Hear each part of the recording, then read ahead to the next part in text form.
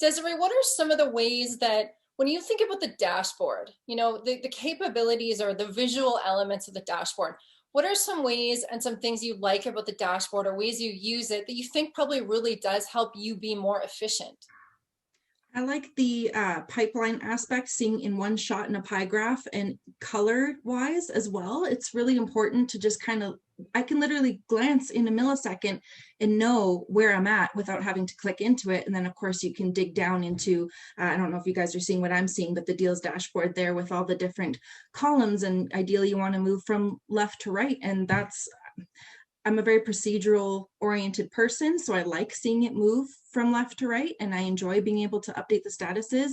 My house is just as colorful as this dashboard, so it really jives with who I am authentically. So I just think visually it's appealing, Oh, I love honestly. that. I love that. So I have a little hack, you guys, for the dashboard. It's a little trick we use, and we use it with pre-approvals. So Sarah, if you can scroll back over to the pre-approval column. So the pre-approvals are currently, the system sorts pre-approvals based on alphabetically last names. But what I like to do is every single pre-approval we have, we enter a closing date. Right. So if you do a pre-approval, the day you issue a pre-approval letter, the day you send your client that update, we go into the pre-approval and we go 120 days out and we enter that as a closing date.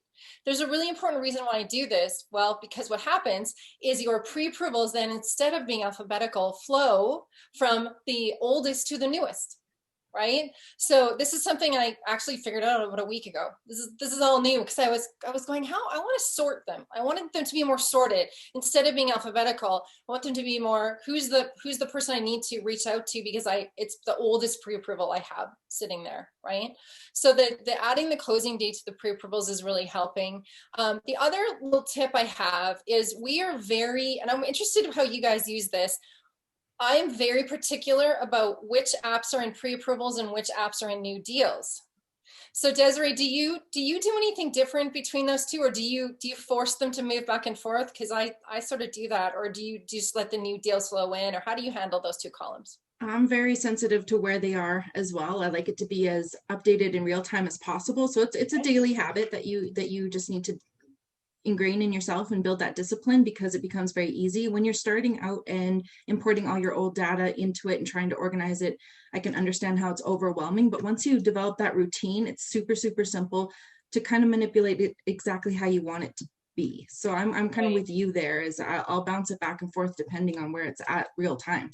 Yeah, me too. So our theory is if your hands are in that application, if you're physically working on it, if you have a call book with the client, if you know you have to send them an email, we quickly pop in a mortgage request in the pre-approval application and we flip it to approval, and then it pops into the new deals column. The new deals column for us is our daily working column. At the end of the day, we do our best not to leave too much in that column. If there's anything left in that column, we know that the next morning, the first point of contact, the first touch needs to be the deals that are left in the new deals.